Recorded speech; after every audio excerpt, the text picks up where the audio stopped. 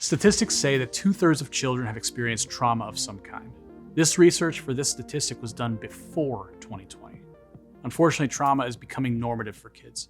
It's not if they have experienced trauma, but when they experience trauma. At our church, we operate with the assumption that every child has experienced trauma of some kind.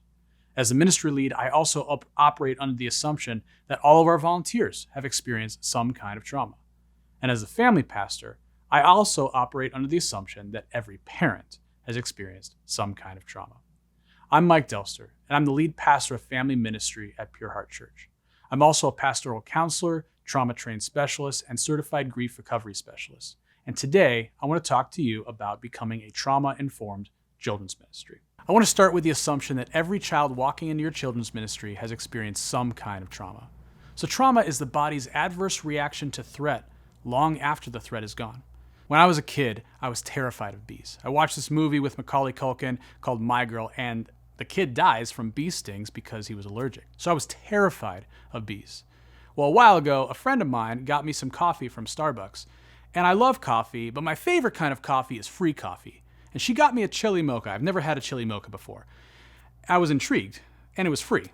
So I take a sip, and it's chocolatey and delicious, but there's something else. And now it's in my mouth. And I'm thinking maybe it's a piece of chili pepper. I don't know. But before I bite down, let me just see what it is. And I take it out, and it's a dead bee. And I flip out. And then I open the lid of my coffee, and there are 3 more dead bees floating in the top.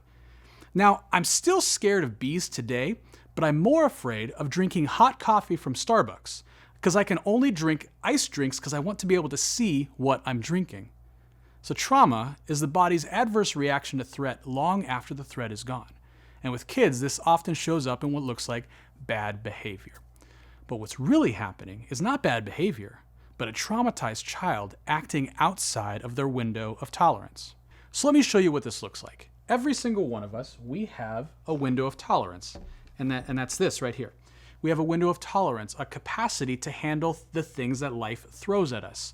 Maybe it's the loss of a job, it's an angry email, a parent dying, a pandemic, racial tension, pressures of ministry in the most volatile political season that I've ever seen. But when we have a high window of tolerance, we're able to handle it, whatever life throws at us. So, what happens when we don't have a high window? Or what happens when we don't have a large window of tolerance? Because what happens in this season is every stressful situation adds a little bit more.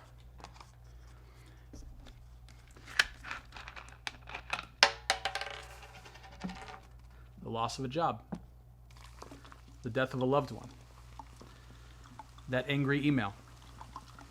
Should we wear masks? I don't know. Everything keeps adding up and adding up. And then you add in the fact that you had all of this childhood trauma already. So you have a low window of tolerance. And it doesn't take much for you to live like this, where you might just, and either you explode in this fight or flight, or you bottle it all up in fear and freeze. And we know what this feels like, right? And we especially know what this feels like as Christians sometimes, where we look really good on the outside, but inside there is no peace whatsoever. And these traumatic experiences that you've had in childhood, in the formative years of your life, even though it was years ago, may still impact you today. And then a small stressor happens. Your kid gets in trouble at school. No one showed up to your amazing VBS. The engine light comes on. And because you have a small window of tolerance, your body thinks it's under threat. Your brain can no longer rationally believe it's safe, so it goes into survival mode. Fight or flight or freeze. So you have a window of tolerance. Every one of your volunteers, every one of your kids and their parents, they have a window of tolerance. But there's hope.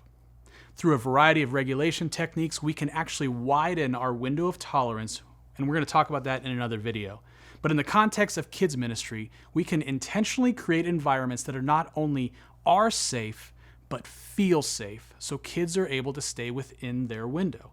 Helping kids feel safe, because it's possible to be safe, but not feel safe. And when we don't feel safe, that's when we perceive threat.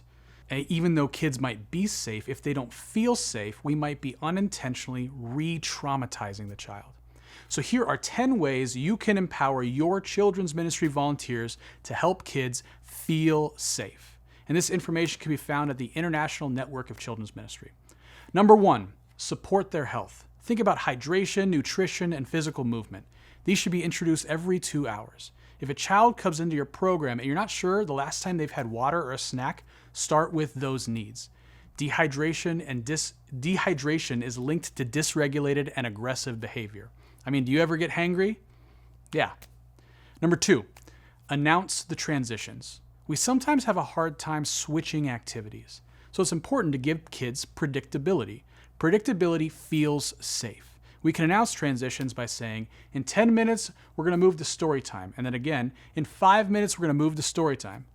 Don't expect children to switch activities without preparation. It takes time for a child's brain to change focus. Number 3, watch your nonverbals. A smile and a soft facial expression communicate safety directly toward a child's nervous system. We always want to respect a child's personal space and ask permission before we touch them or give hugs. If a child refuses a hug, we always want to respect their no. We can also help children feel safe by controlling our tone of voice. Sometimes the volume or rate at which we use to speak can unintentionally provoke fear in that child. Number 4, make eye contact.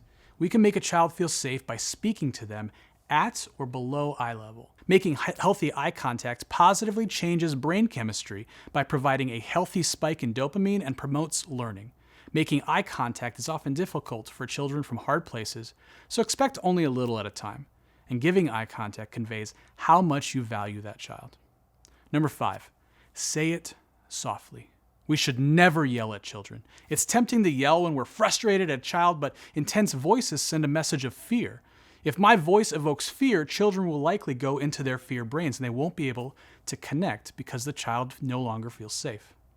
Number 6, create meaningful connections.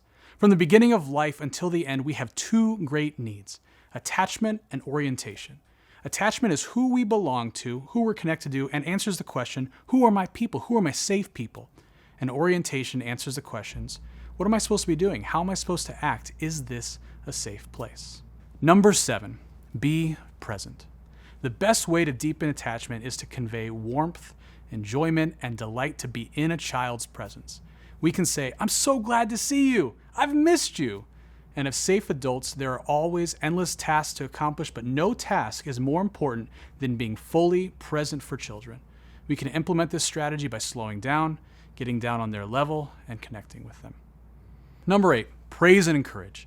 It's important to praise a child's character and not just their performance.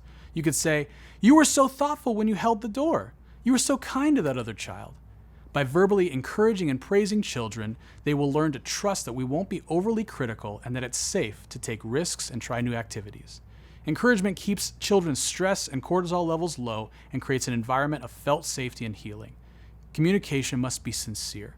Try to praise specific things about the children's character and actions. Number 9, look for patterns. When adults begin to track behavior, they begin to see patterns.